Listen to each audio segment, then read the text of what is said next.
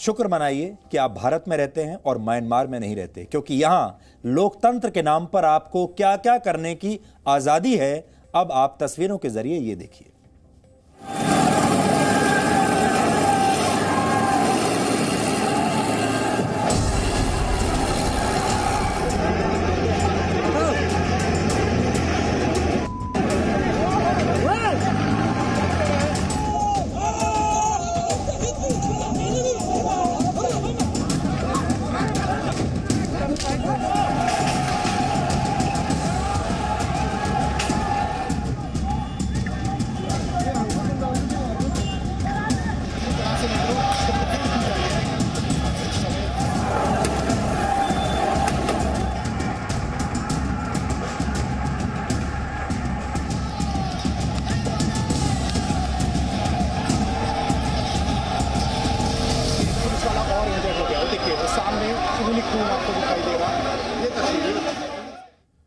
इसीलिए आपसे कह रहे हैं कि शुक्र मनाइए कि आप म्यांमार में नहीं रहते, शुक्र मनाइए कि आप भारत में रहते हैं, क्योंकि भारत में लोकतंत्र के नाम पर, अभिव्यक्ति की आज़ादी के नाम पर, प्रोटेस्ट करने की आज़ादी के नाम पर आप ये सब कुछ कर सकते हैं जो अभी हमने आपको तस्वीरों में दिखाया। इसके अलावा आप फेक न्यूज़ फैला सकते हैं, गलत बातें कर सकते हैं, अपने देश के खिलाफ झूठी बातों को सोशल मीडिया पर फैला सकते हैं।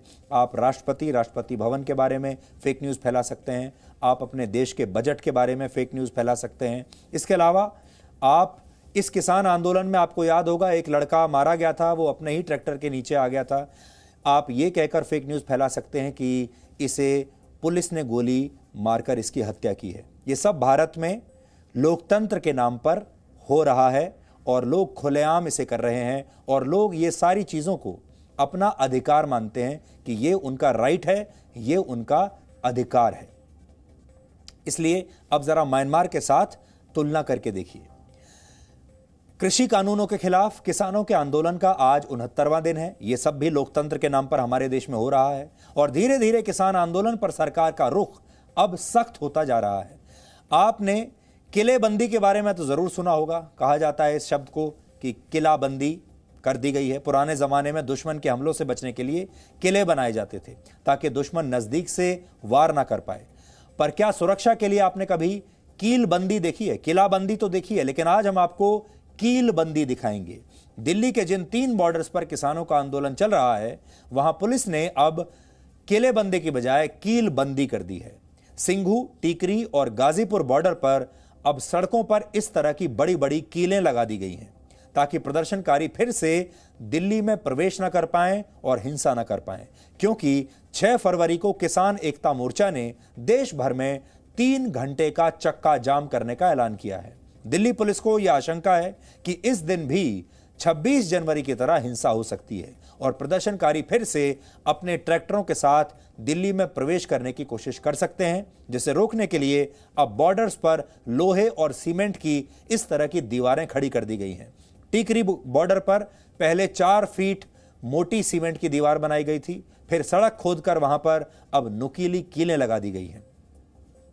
दिल्ली के गाजीपुर बॉर्डर पर भी लोहे के कटीले तार, सीमेंट के बैरिकेड्स और मोटी कीलें लगा दी गई हैं। सिंघू बॉर्डर पर भी किसानों को आगे बढ़ने से रोकने के लिए इसी तरह के तार, बैरिकेड्स और कीलों की एक दीवार खड़ी कर दी गई है। आपको याद होगा कि 26 जनवरी को दिल्ली पुलिस के कुछ जवानों पर तलवारों से हमला किया गया था। पुलिस के हाथ में लकड़ी की लाठी थी जिससे उनका बचाव नहीं हो पाया और सिंघू बॉर्डर पर प्रदर्शन में एक व्यक्ति ने एक पुलिस अधिकारी पर तलवार से हमला किया था, लेकिन इस बार तलवार वाले हमले को रोकने का भी इंतजाम पुलिस ने कर लिया है। दिल्ली पुलिस के 60 जवानों को स्टील की लाठियां दी गई हैं। आपको भले ही ये रॉड्स तलवार जैसी दिखती हों, लेकिन इनका काम है तलवार से हुए हमले से जवानों को बचाना और इस लाठी को तलवार की ही तरह पकड़े हुए ये पुलिसकर्मियों की तस्वीर आप इस समय देख पा रहे हैं। तो ये विशेष प्रकार की लाठियां, स्टील की लाठियां अब पुलिस को दी गई हैं।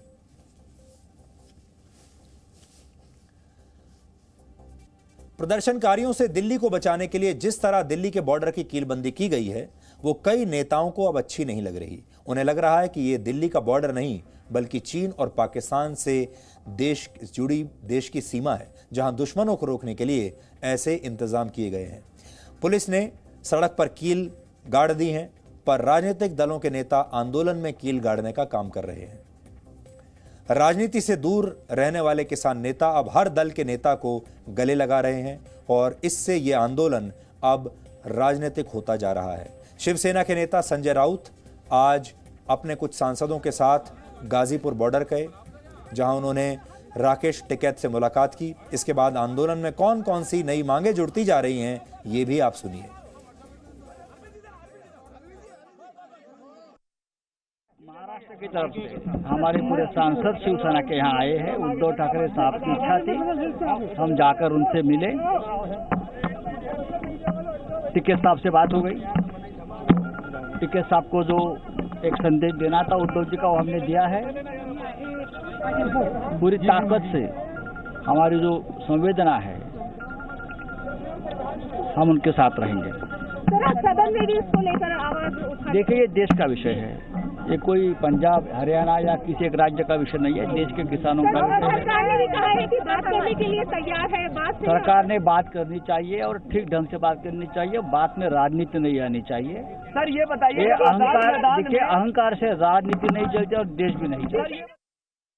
जब रोटी और अनाज की घेराबंदी, तारबंदी होगी, किले गाड़ी जाएगी, तो गरीब आदमी अनाज के लिए तड़पेगा। ये आंदोलन तो गरीब का है, ये आंदोलन रोटी कैद ना हो, ये आंदोलन उसका है। ये किलेबंदी करी जा रही है, राजा के द्वारा किलेबंदी है। ये अनाज को इकट्ठा करने की किलाबंदी है। आपके सामने आ गया। ये आंदोलन अक्टूबर और नवंबर तक चलेगा। तैयारी हमें अक्टूबर और नवंबर तक ही करनी है। ये आंदोलन अभी नहीं खत्म होने का। आपको याद होगा 2 दिन पहले ही अकाली दल के नेता सुखबीर सिंह बादल ने भी गाजीपुर बॉर्डर पर किसान नेता राकेश टिकैत के साथ मुलाकात की थी और राकेश टिकैत को और इस आंदोलन को पूरा समर्थन देने का उन्होंने ऐलान किया था और अपने पिता प्रकाश सिंह बादल और महेंद्र सिंह टिकैत की दोस्ती को भी तब उन्होंने पूरी दुनिया को याद दिलाया था। आज पंजाब के जलालाबाद में सुखबीर सिंह बादल के काफिले पर हमला हुआ, पत्थरबाजी हुई और उनकी गाड़ी को भी काफी नुकसान पहुंचा। अकाली दल का दावा है कि यह हमला सुखबीर बादल की हत्या करने की नीयत से किया गया था और हमले के विरोध में अब सुखबीर सिंह बादल धरने पर बैठ गए हैं और वो दावा कर रहे हैं कि यह हमला कांग्रेस के कार्यकर्ताओं ने किया है। पंजाब में सत्ता की चाबी हमेशा किसानों के पास ही होती है। ये बात अकाली दल भी जानता है और कांग्रेस पार्टी भी जानती है। इसलिए अब दोनों ही पार्टियां, उन्होंने अपना पूरा फोकस किसानों का समर्थन हासिल करने पर लगा दिया है। नए कृषि कानूनों के पास होने के बाद सुखबीर बादल ने किसानों के समर्थन में एनडीए से अपने रिश्ते भी तोड़ लिए थे और उनकी पत्नी हरसिमरत बादल, जो केंद्र सरकार में मंत्री थी, उन्होंने भी तब इस्तीफा दे दिया था। और अमरिंदर सिंह ने क्या कहा है, ये भी हम आपको आज बताते हैं। आज पंजाब के मुख्यमंत्री ने कहा कि वो कृषि कानूनों को खारिज करने के लिए फिर से विधानसभा में एक संशोधन बिल लाएंगे। आज ही संसद में किसान बिल पर कांग्रेस और विपक्षी सांसदों ने शांति से संसद की कार्यवाही चलने नहीं दी। सारा कामकाज होना है, तमाम सारे नियम और कानून बनने हैं। मैं आपके माध्यम से ये बताना चाहता हूँ, किसानों सदस्य अगर किसानों के बारे में चर्चा करने के लिए तैयार हैं तो सरकार सदन के भीतर भी और सदन के बाहर भी हमेशा चर्चा के लिए तैयार रही है। आज भी प्रश्नकाल में बड़ी संख्या में प्रश्न कृषि और कृषि कल्याण से संबंधित थे। माननीय अध्यक्ष महोदय, आपने भी आग्रह किया अगर आज प्रश्नों पर चर्चा होती तो मैं समझता हूँ आधी चर्चा पूरी हो गई होती, लेकिन सदस्यों ने ध्यान नहीं दिया है। ये सदन का समय बर्बाद हो रहा है। हम सब इस बात को भलीभांति जानते हैं।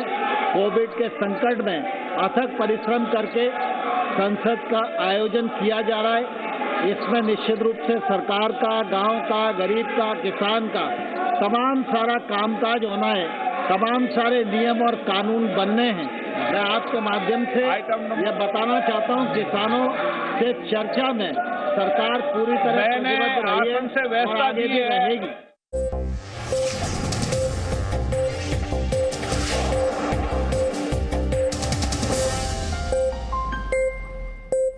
Presenting B News app, available on Google Play and App Store. Download it now.